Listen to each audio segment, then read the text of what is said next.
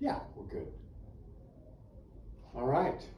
And welcome to class 6 of Telling Your Life Story. I'm Dave Bradshaw again, enjoying being with you today and sharing, well, whatever I know about it, learning as I go. Our topic today in week 6 is education and transformation. We started in the series of 4 stages of life with retirement and career, and this week we're moving into education. And it's a big subject, and the subtitle for today is How Mature Love Overcomes Fear. And one thing that I found interesting, I didn't know, but the most common one-liner in the whole Bible, the whole scripture, is do not be afraid.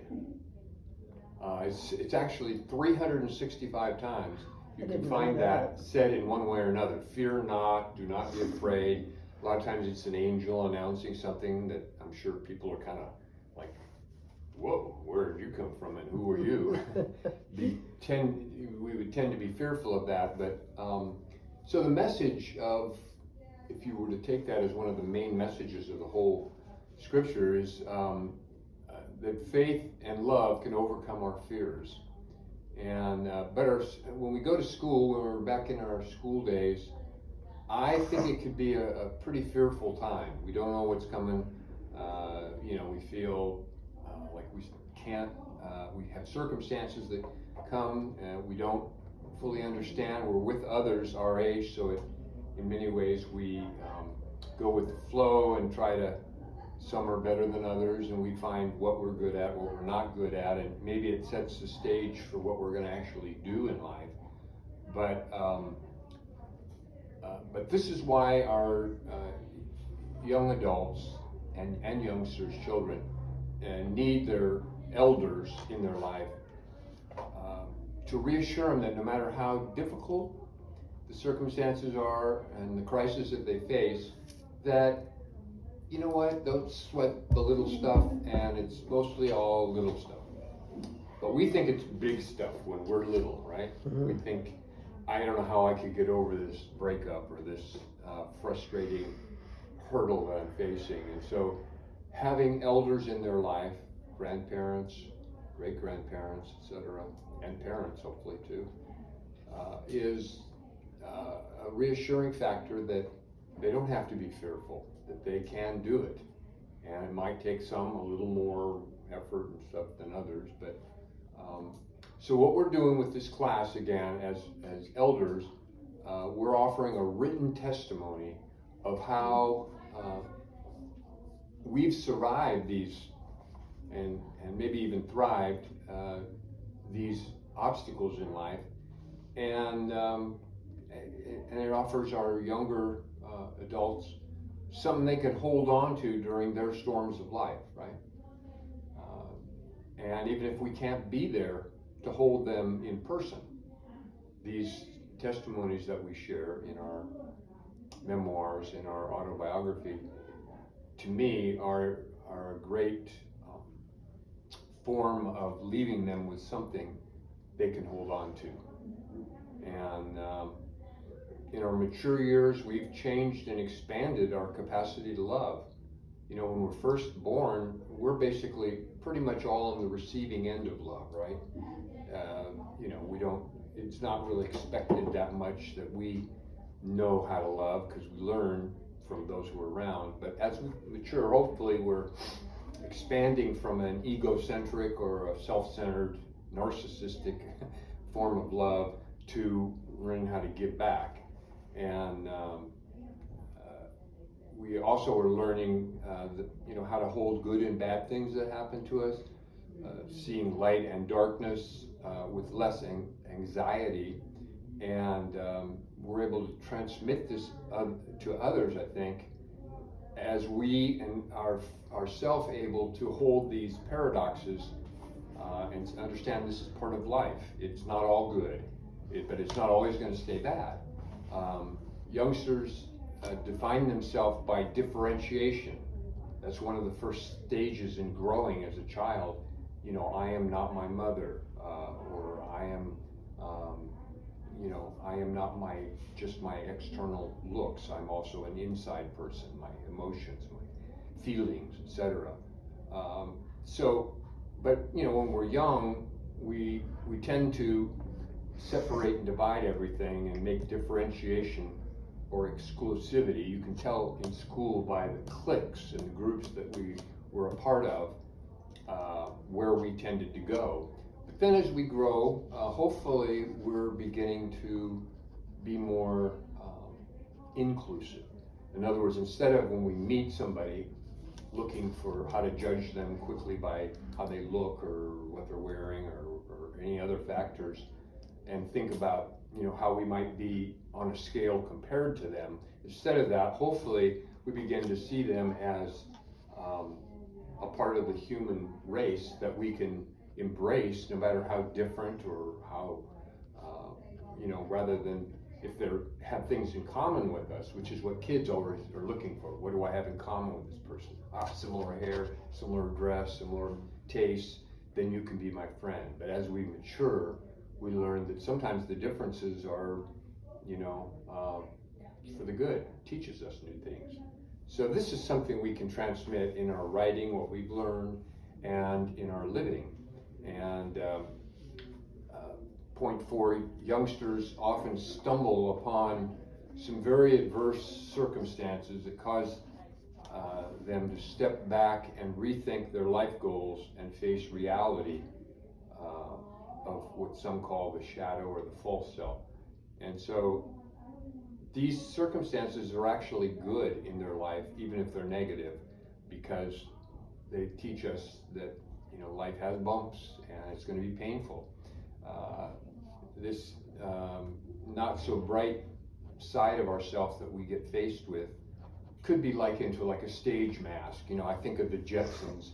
Remember with the video phones they had back in the 50s, which ultimately now has become a reality.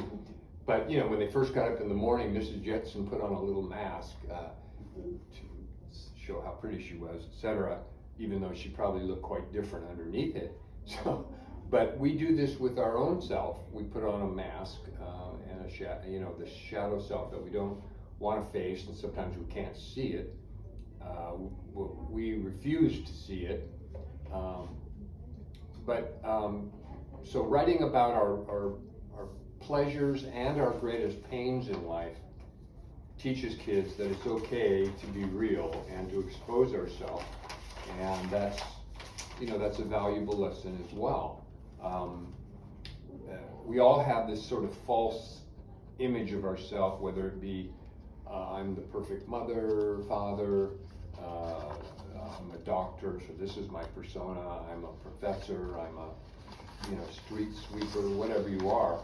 We tend to take on that as our self, but sometimes we can be trapped in a delusion of that this is who we really are. But and this is, I think, where elders in their second half of life have wisdom and a healthy self-critical thinking can help youngsters see beyond the disguises that they may be putting up to find their larger self. And if we've gone through that, this is something that is better caught than taught.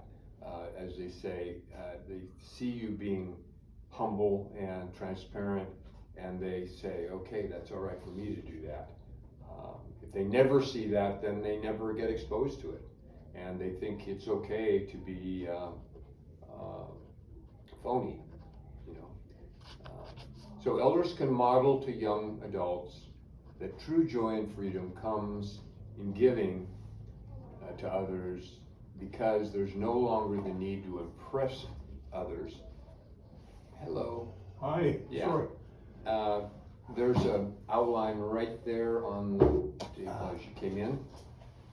And so there's no need to always be talking about yourself and all the things you have, or the travel to the places you've been, or all the knowledge that you have. It's still part of building a young person's identity, but you're so much more than just these external things, and we can teach them that by our self-modeling humility and that, you know, giving away things rather than constantly bragging on new things that we have. And so in doing that, elders can be sort of grandparents to the world. We can show them, children and adults can feel safe, loved around elders because we're transparent and real with them, not putting on some airs of who we, you know, how great we are, etc. So elders can help youngers see that education, as important as it is, learning more and more information. Of course, now with Google, everybody, you know, thinks they can be a genius overnight on any subject because they can go to Google it. You know, it used to be you had to dig around through an encyclopedia. That was a lot of work for people, so they skipped it and didn't really care about it. Now it's so simple that you can actually pretend that you know all about something in 5 minutes of studying your phone. So, but anyway, that's education, that's knowledge, but that's different than wisdom. You know, knowledge is just head knowledge. To me, wisdom is heart knowledge and connecting personal experience with education. And in doing that, that's how true transformation goes on. And so, to me, applying new information that affects an actual change in our lifestyle, that is wisdom, that is transformation. And you're not going to get that just in a classroom or just by Googling something. You get it by somebody sharing a story about it and them seeing a process of it and experiencing it for themselves. So yeah, so education is important, but the real goal in our life, I think, is transformation, to expand our consciousness, to become more inclusive, and this is the difference between just having a lot of head knowledge and having wisdom to share with others. So anyway, so that's kind of what, as we are now starting to move into writing about our childhood, education, that type of thing. Those are just a few thoughts on that. And that as we started with, there's nothing to be afraid of in life or death. And that's good news, that many people, not just young people, need to hear it. We all need to hear it. And people oftentimes go through their whole life with an awful lot of fear, an awful lot of worry. And you know, 98% they say of the things we worry about never happen. So why do we spend so much time worrying about it? If you think about it, it's such a waste of time to worry about what might happen. Now there's a certain amount of prudence in seeing, you know, a crisis coming, and you know, like if you see a train wreck about ready to happen, you say something. Yeah. You know, you don't just sit there and passively allow it to happen. But yeah, that's the copy for this week. So go ahead and grab one. I had a little problem, so I can't stay. That's okay. Can I just take Take one it. of these? It'll be posted on the website. I finally got through to that. Good. Yes, I got your right Thank email. Yes. So if we can just teach kids not to be afraid of the future, and that there's a plan for them and there's a plan for good. I mean, kids really worry, I think, a lot. I know I did, going through the turbulent 60s. You know, almost every day in the headline was the Vietnam War, the Kennedy assassination, Martin Luther King assassination, the riots in Watts. I mean, I lived in Southern California, so every other day in the headlines was something fearful. And today, kids are the same way. They're fearful of the environment being ruined. They're fearful of, I mean, now kids with drugs, I'm told, are pushing themselves to the edge of life and death. they're pushing the envelope with some of the drugs they're taking because there's this sort of nihilism, this sort of loss of faith in anything and everything. And that is a dangerous thought. I mean, you know, teenage suicides at record highs, and it's a sad situation to see. I mean, just look at the programs that make it onto streaming networks like Netflix, et cetera, I mean, almost all of them. I think it must be really hard, you know, my granddaughter's 16, and I try to talk to her pretty often, you know, about the past and the olden days, you know, but I don't understand today, you know, it's really hard. Yeah, And I think she's, you know, it's hard, I don't think it's really hard for them, you know. it is. There's so much thrown at them at so early an age, and And a 12-year-old, you know, he's having a tough time, and, you know, it's like, wow, I'm glad I'm not, you know, young right now. Right, and I have a 16-year-old granddaughter as well, and they're fearful even in school now. Yeah, I mean, they had an episode at her high school here where supposedly there was an active shooter in the building, and they were under lockdown, and you know, the Such a police different world. came with these assault guns into every classroom, and I mean, that used to be a safe place for every child, regardless of what went on at home. You know, in some situations, going to school was a real pleasure, and now it's a place to fear if you let it. Yes, and so, and there used to be, you know, more of, if a fear is happening in their life, they'd sit around the dinner table and maybe share with parents that what's going on, and maybe they could help diffuse that. But now with so many parents, both of them working, that's even in my generation, that kind of started to fade away with both parents working, having, you know, TV dinners a lot, and, you know, parents getting home later, et cetera. And so, yeah, I mean, and so writing about, you know, what it was like around the dinner table back when you were a kid can remind kids that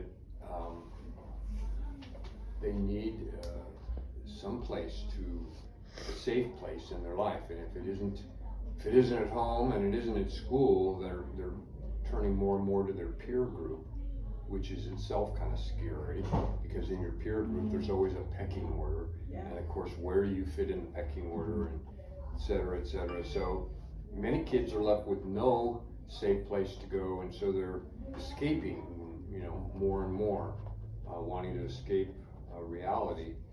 And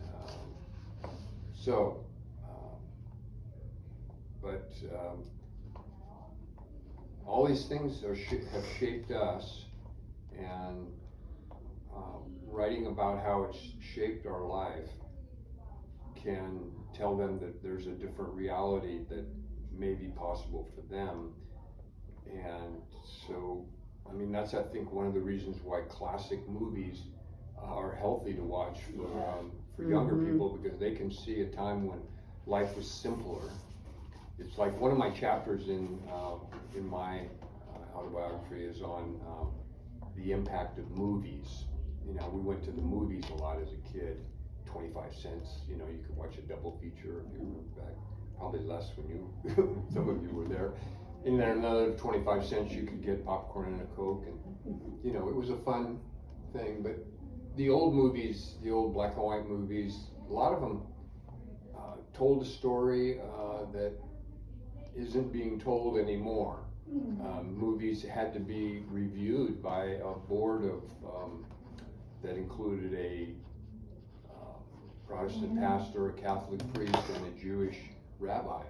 Every script that Hollywood had had to go through this process of being looked at and approved. Does this have a cultural benefit to society? You know, ask that question about a lot of the films that are out now, and you'd have to say no. But then everybody celebrated when this code of Hollywood came down in the 60s, and they were like, we're free. And so if you look at the films, you know, Yeah. the quality of them has pretty much consistently, there's a few exceptions. I'm thankful for a lot of the documentaries that are out Oh, that, yeah, that, that's that what I do watch, yeah. try to present a reality and a good message. But a lot of the stuff is just fluff of sex and violence. They know that sells, and so the filmmakers are drawn to incorporate. I mean, just look at the Super Bowl. That halftime. Just, you know, half of the time I sat there wondering, is Rihanna pregnant or what? Yeah, 'Cause yeah. she had a little baby bump, but I guess I found out later that she had a baby recently, so she's just, Right, and that, I was with my family last night, and that was the first thing, you know, and Yeah. my granddaughter got on, and, oh, when she just had it. right. Yeah. But her male dancers with them, I mean, it looked Oh. like they were like, you know, trying to have sex on stage, Yep. you know, and so 12-year-old kids are watching that I thinking, was thinking this is that, you cool. think for the Super Bowl, they would know we have an overall audience, like all Right. ages, all people watching this. Right. And Right, you would think they'd say, you know, we got some 8, 9, 10, 12-year-olds watching this, you know, Mhm. and tone it down, you know? That's it, though, you know, when there's no, kind of, Guidelines. yeah, censorship. boundaries, then Yeah. it pushes the boundary every year, and it Yeah. seems like, Yeah, I remember last year was the same, and the year before that, it was Yeah. like, can't even understand the words, can't even, you know, all you understand is their gestures. Now, mind you, they were talented dancers, I'm not saying they weren't. Right. But, you know, their emotions, I mean, what they were expressing on stage was, very suggestive. So, you know, without being a prude, you know, you just wonder if that was really appropriate for all ages. And It I would was, say, definitely. not unless you're gonna put up there a mature audience on the Super Bowl. I mean, Yeah. you know, the kids go in the other room, you don't get to watch it. I mean, that's silly, but it seems relevant. Yeah, Fish- While you're mentioning the Super Bowl, I missed the flyover, the women's flyover. Did you see that? the witch fly. The women's flyover, they said it had happened at halftime, but I didn't see it. The fireworks, not, Flyover, oh, by, the 4 Navy pilots oh, were all women. oh, they were. Okay. Yeah. Now, they sort of made a big deal out of that, Exactly. Yeah. huh? I didn't see that either. I mean, I I think didn't, I saw it right after the fireworks, might have, but, okay, Yeah, might I they have, missed should it have- completely. I was looking for it, but I didn't see it. yeah. they should have, announced that. Yeah, well, they announced later that they had halftime, and I didn't see it. I watched halftime. Yeah, Hmm. I might have walked out to, I was with my daughters and a local pub and might have gone out to get some air or missed it. Yeah. Anyway, so, anybody wanna share, we don't have a lot of time because we started a little late. Anybody wanna share a memoir today? I shared mine last time I was here. so Yeah, let I somebody don't else know do if you it, yeah. shared one yet. Oh, I know, I had one, but it's from way back, it was Conversation with a Famous Person. Sure, that's great. It's kind of short, so, it happened at a local school where I'd been sent to babysit a 4th grade class, so the regular teacher could hear President Bush address the nation as he announced a new reading incentive. Shortly after meeting my students, an announcement came from the office saying those of us who were subbing in the classrooms could bring their students to the courtyard so they could see the president as he moved from one building to another. And so when I arrived with my class, we were the first class out there. So they had ropes set up, and so we were right along the rope because we were the first class there. And so we all lined up, and about 20 minutes later, the principal came out and praised the students because their behavior had been so good, waiting so long. And she said that the president had been held up because he had to take some phone calls. So after a time, he came out of the building and walked along, touching children's hands as he went you know, because they were holding their hands out. And I've never seen a president before, and I can remember thinking, he's not smiling. You know, my idea of a president greeting students or anyone, they're smiling and all that.